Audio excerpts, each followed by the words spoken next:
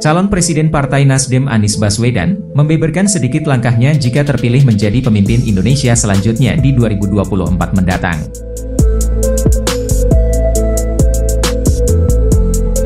Sebelumnya Anies mengkritik pembangunan IKN, dia menilai daripada pindahkan ibu kota negara, lebih baik jadikan Jakarta kota dunia. Ex-Gubernur DKI Jakarta Anies Baswedan mengkritik keinginan pemerintah pusat memindahkan ibu kota negara, IKN, dari Jakarta ke Kalimantan Timur. Anies menilai, pemindahan IKN ke Kalimantan Timur tidak akan menyelesaikan problem kemacetan di Jakarta.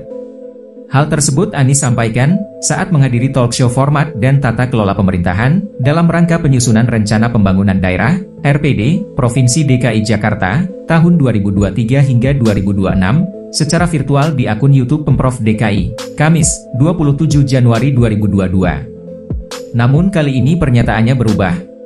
Anies menyampaikan bahwa dia akan menjalankan sistem 2C jika terpilih menjadi presiden, yakni continuity and change, kesinambungan dan perubahan.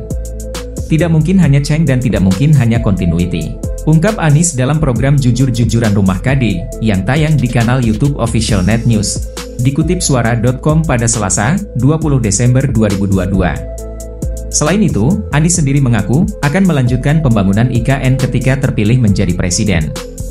Akan tetapi, dia akan meneruskan pembangunan ibu kota negara, asalkan hal tersebut masih tertera dalam undang-undang yang berlaku.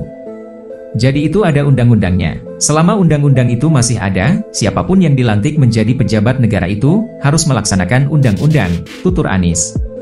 Anies menganalogikannya seperti perusahaan swasta yang memiliki aturan, namun kali ini negara mempunyai undang-undang. Sehingga ke depannya, Anies menyampaikan dirinya akan bekerja sesuai dengan undang-undang yang ada, jika dilantik menjadi orang nomor 1 di Indonesia. Jadi IKN, Pak Anies Presiden jalan terus? Tanya pembawa acara. Undang-undang menjadi pegangan kita, jawab Anies. Ditanya apakah proyek besar lain Jokowi akan dilanjutkan? Anies menyinggung kerjanya ketika ia menjabat sebagai Gubernur DKI Jakarta.